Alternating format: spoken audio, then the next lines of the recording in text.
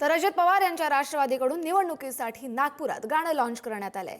मुस्लिम मतदारांना डोळ्यांसमोर ठेवून राष्ट्रवादीने हिंदीत गाणं लॉन्च केलंय। अम्मी अब्बू आपली घडी, आई बाबा आपली घडी असे बोल या गाण्यामध्ये ऐकायला मिळत आहेत। घडी निशान प्यार का, घडी निशान यह रोजी रोजगार का।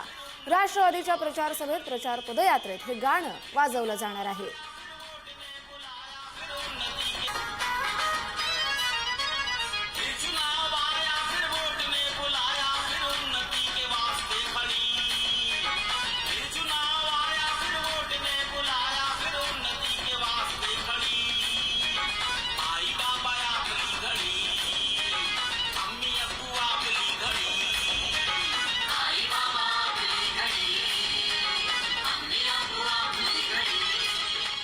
रोजच्या कामाकरता म्हणून घड्याळ ही वापरल्याच जाते।